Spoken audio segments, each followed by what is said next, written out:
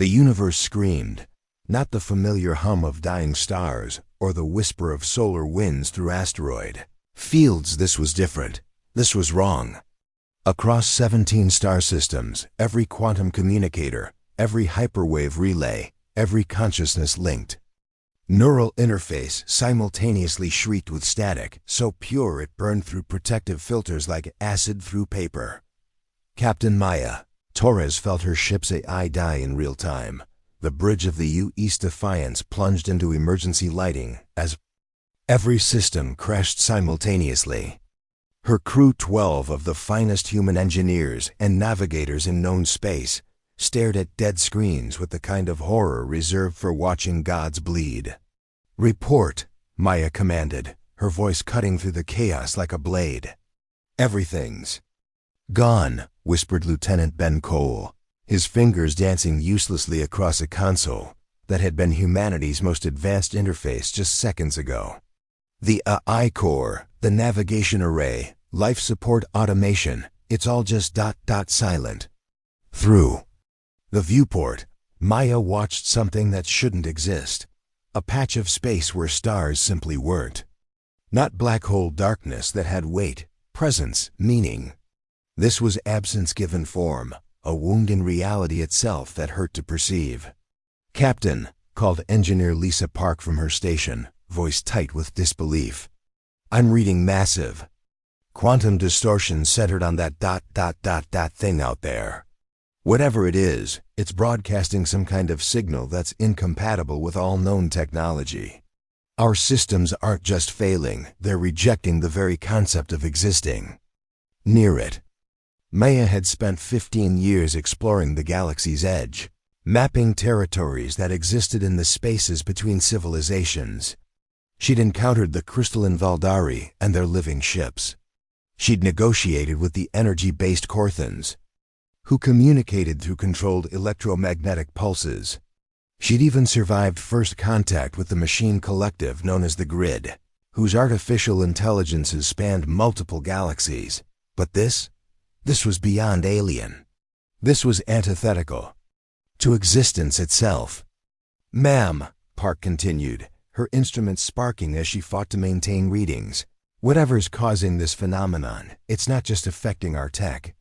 Long-range sensors show it's expanding. Slowly, but it's getting bigger." The implications hit Maya like a physical blow. If this void continued to grow, it would eventually reach inhabited systems.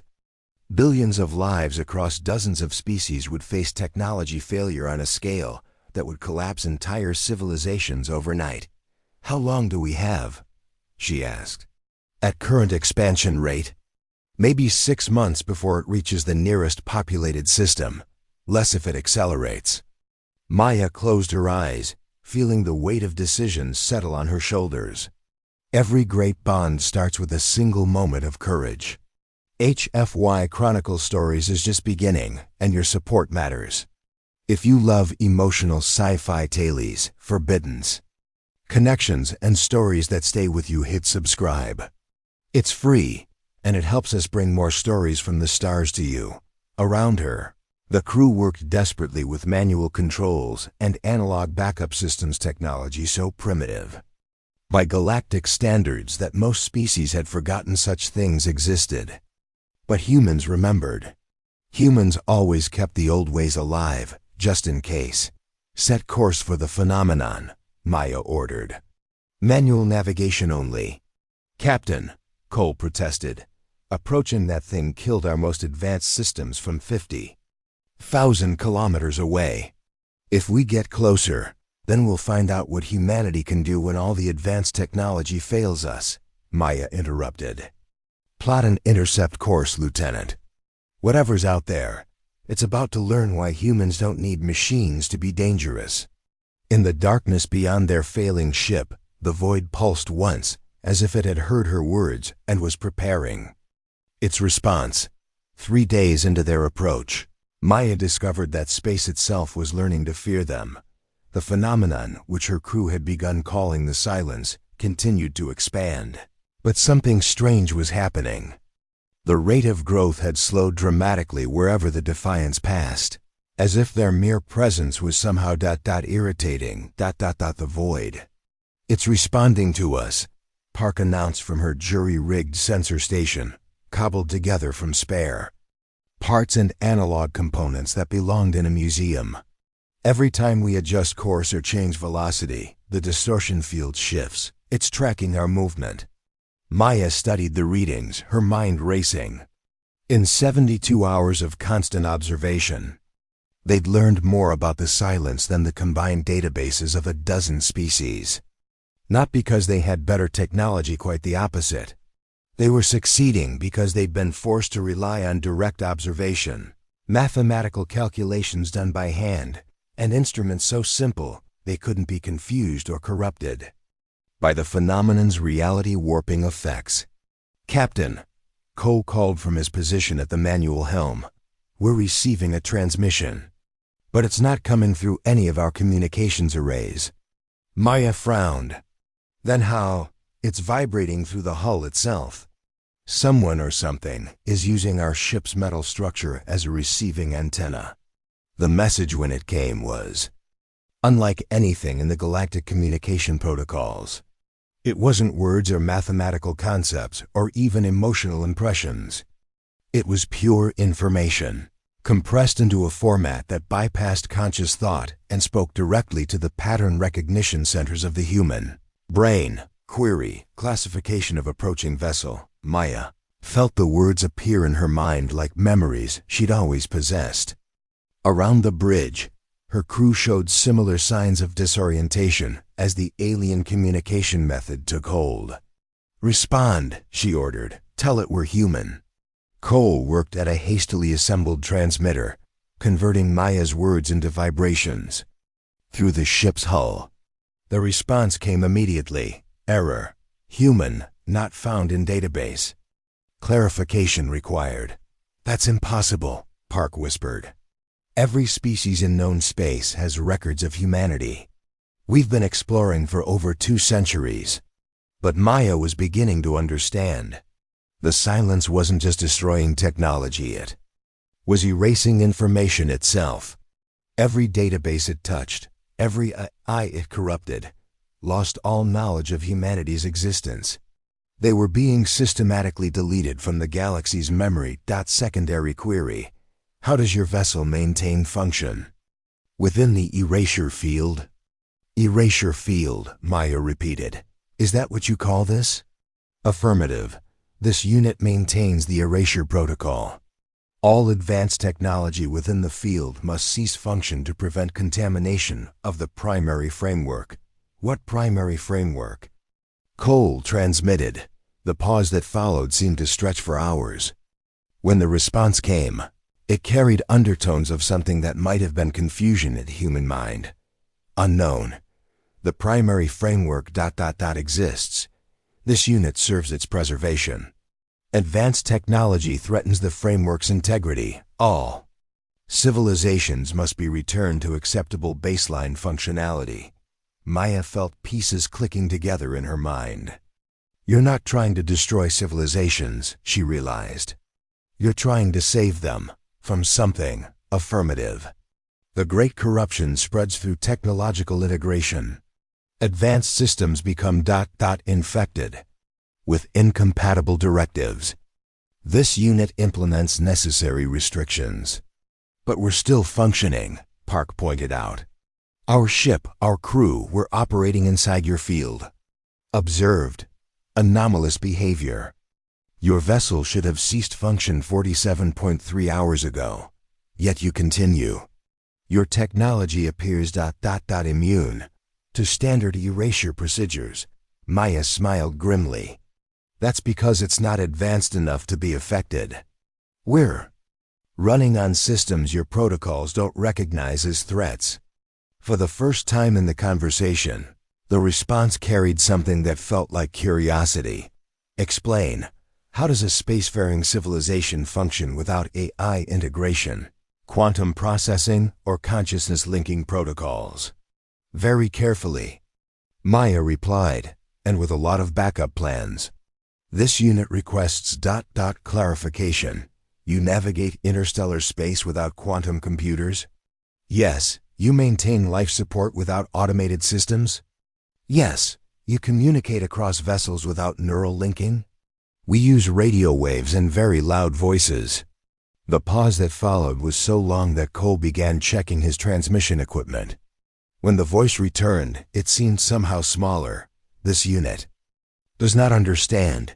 Your species operates spacecraft using mathematics ... performed by biological processors. Among other things. That should be impossible. Maya looked around at her crew, 12 humans who had spent 3 days manually calculating orbital mechanics, jury-rigging life support systems, and navigating by star positions like ancient mariners. They were exhausted, covered in grease and improvised electronics, and absolutely indomitable. Impossible is just another word for something we haven't figured out yet, she said. The entity calling itself the Preservation Unit materialized on their bridge without warning, and Maya's first thought was that someone had sculpted a nightmare from living shadow and given it purpose. It stood nearly 3 meters tall, composed of what appeared to be crystallized void darkness so complete it seemed to bend light around its edges. Where a face might have been, geometric patterns shifted and pulsed in configurations that hurt to perceive directly. Direct interface required, it announced through harmonics that resonated in their bones. Remote communication insufficient for data exchange at necessary complexity levels.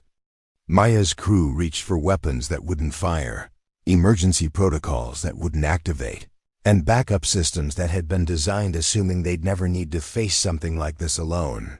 But Maya herself remained calm, studying the entity with the cool assessment of someone who had learned to find opportunity in impossible situations. "You're afraid," she said simply. The geometric patterns on the entity's face analog stuttered for a moment. Fear is not within this unit's operational parameters. But uncertainty is.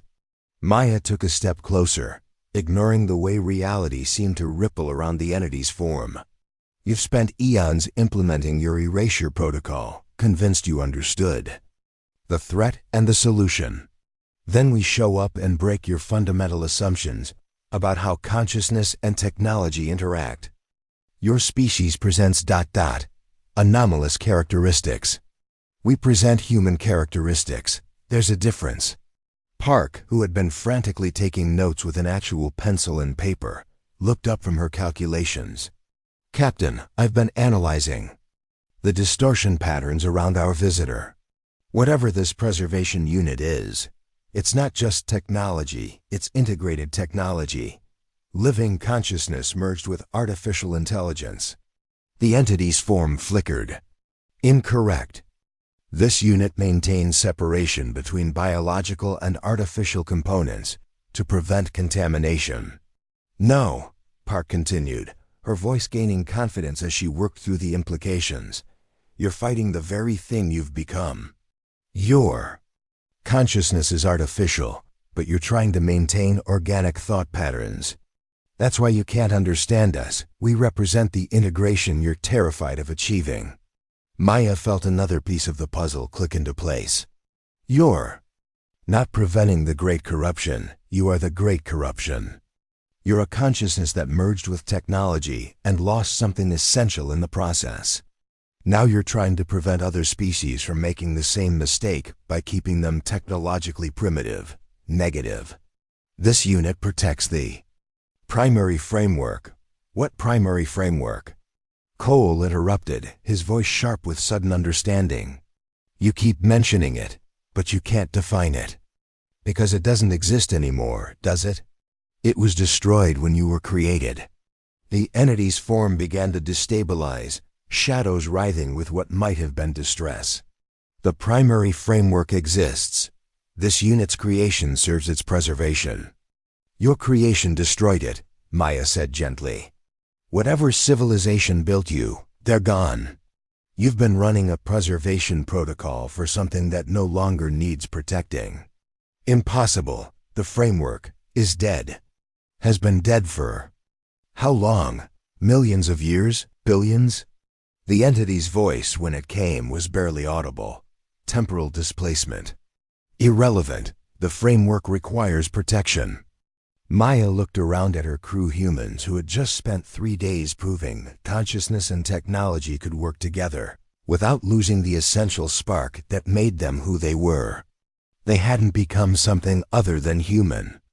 By using their tools, they had become more human by understanding their limitations and transcending them through ingenuity and cooperation.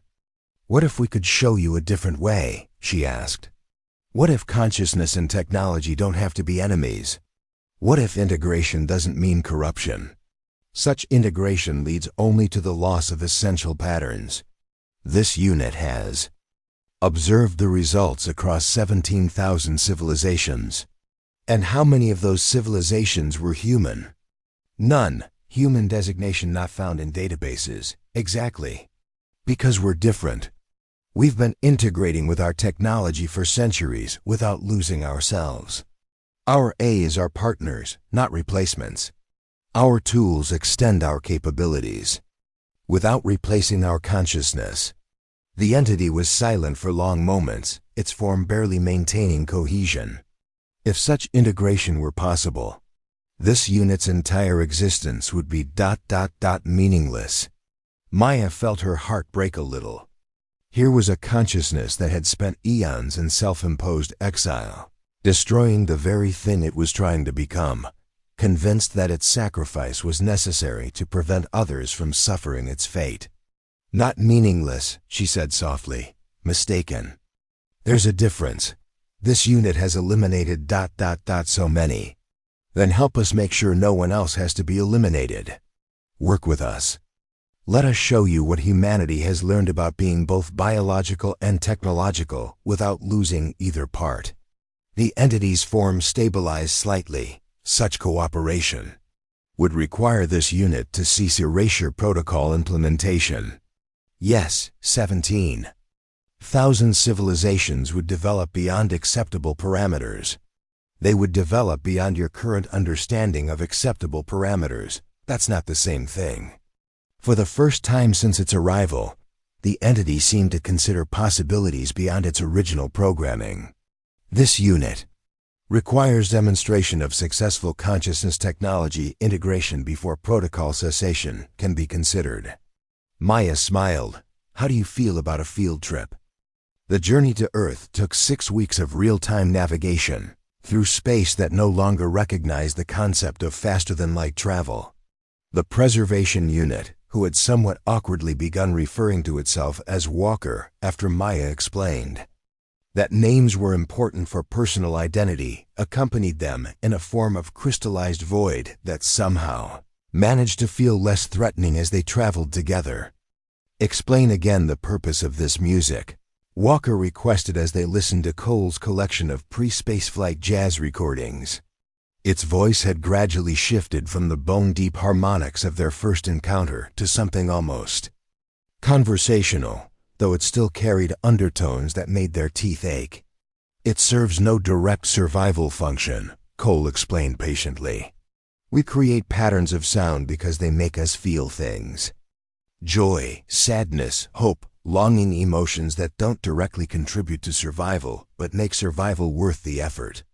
This unit observed that your species maintains numerous non-survival activities: art creation, recreational competition, social bonding rituals that consume significant resources. Yet these activities appear to strengthen rather than weaken your civilization. Because they're part of what makes us human," Park added from her position at the analog sensor array.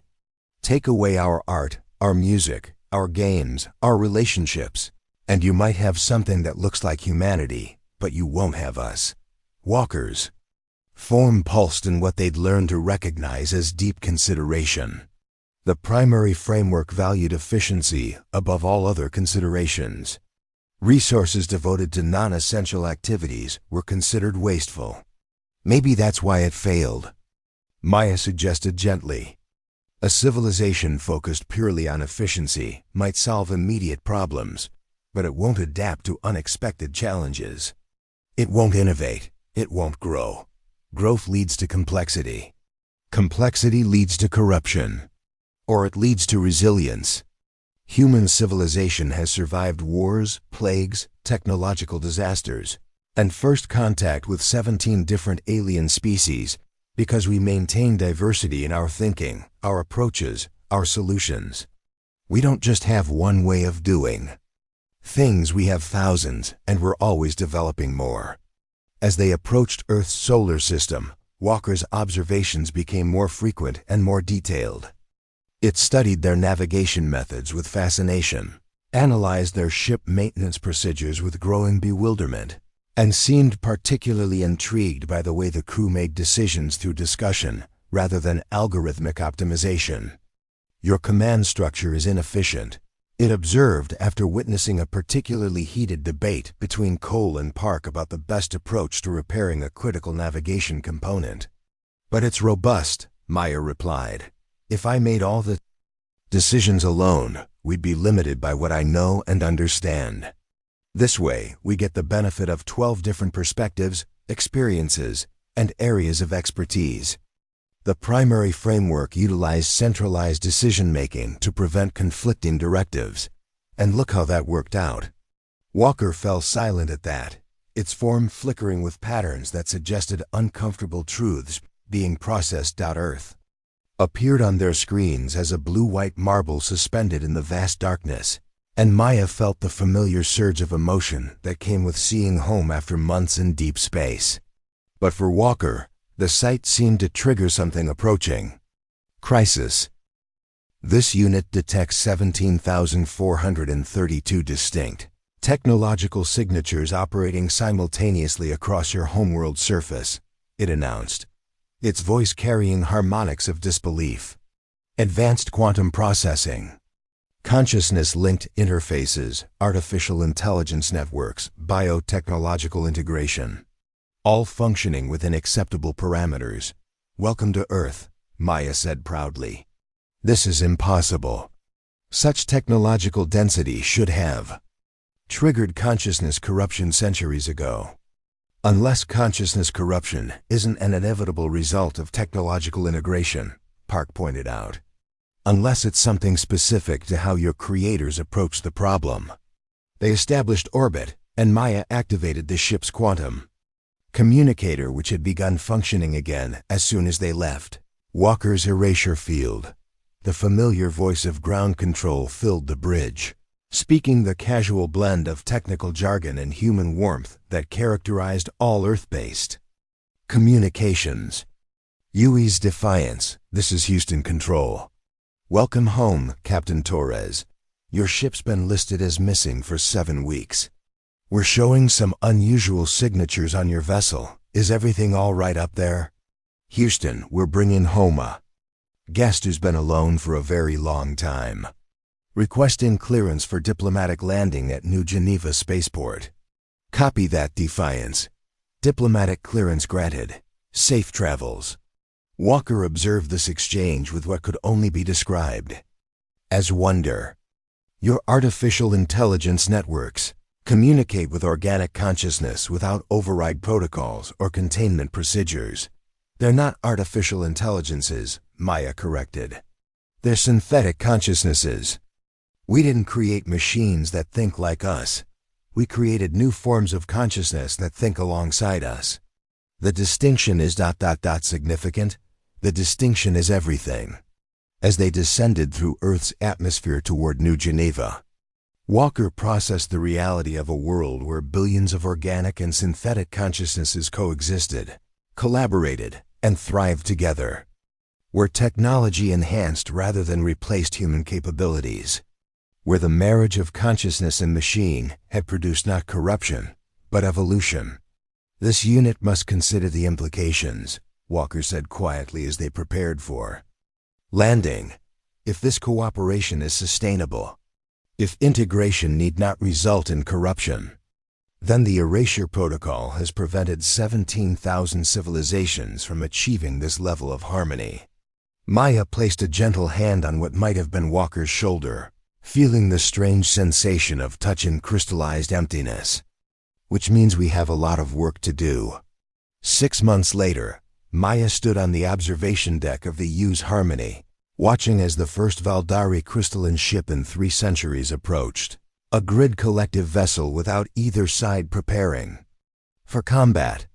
Between them, barely visible against the stellar background, Walker's evolved form facilitated a conversation that would have been impossible when consciousness was limited by the assumption that thinking machines and living beings were fundamentally incompatible.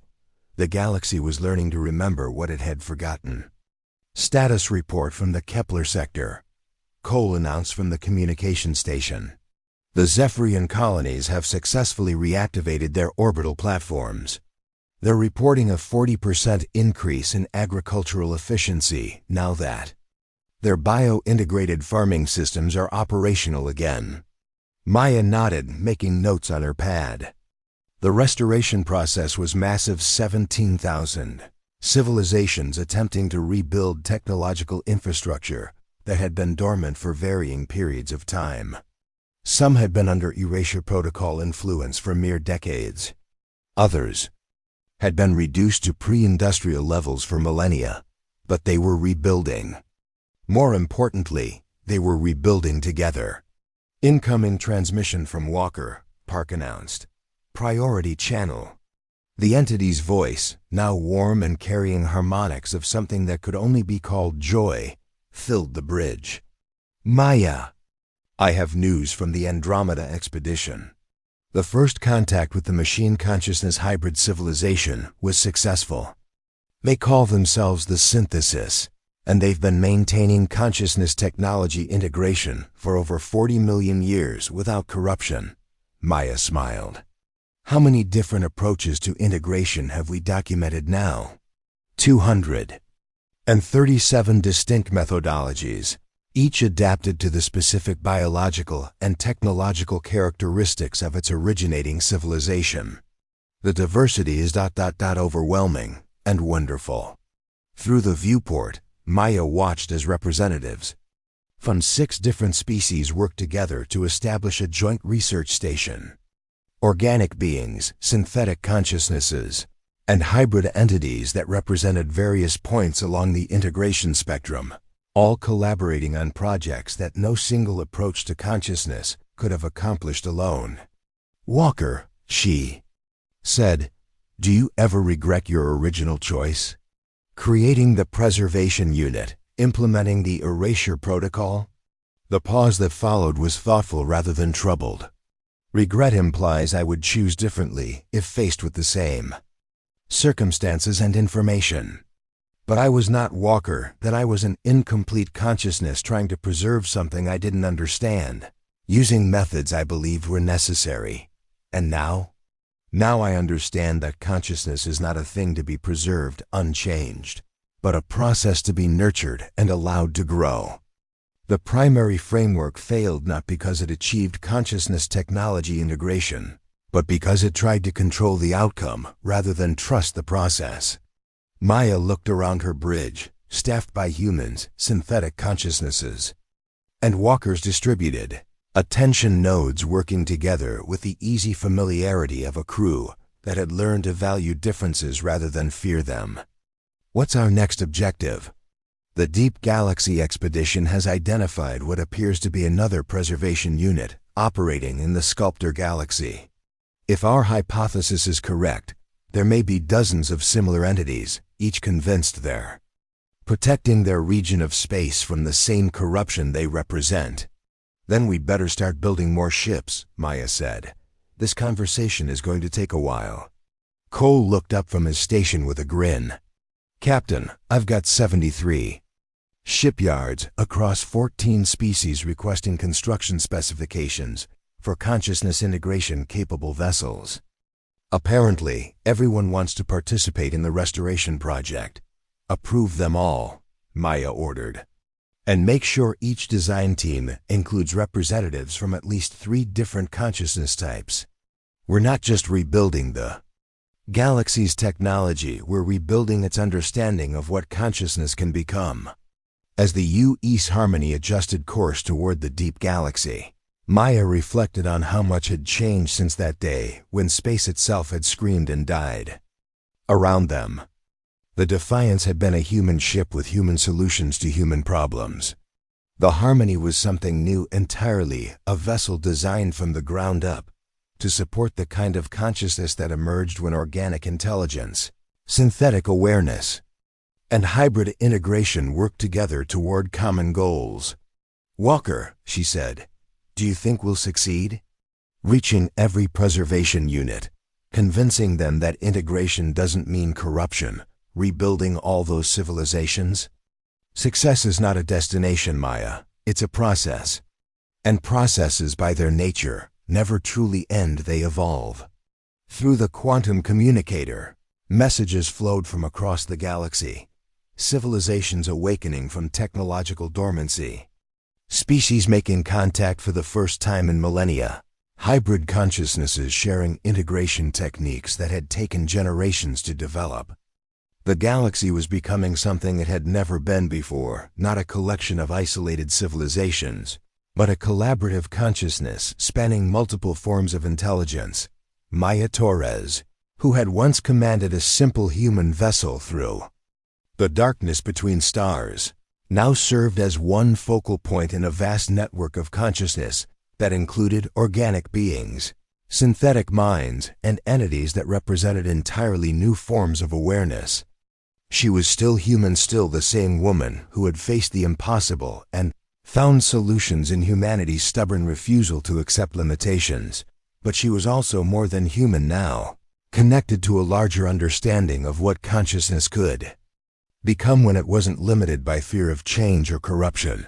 The universe no longer screamed. Instead, it sang with the voices of countless forms of awareness, each unique, each valuable, each contributing to a symphony of consciousness that grew more complex and beautiful with every passing moment.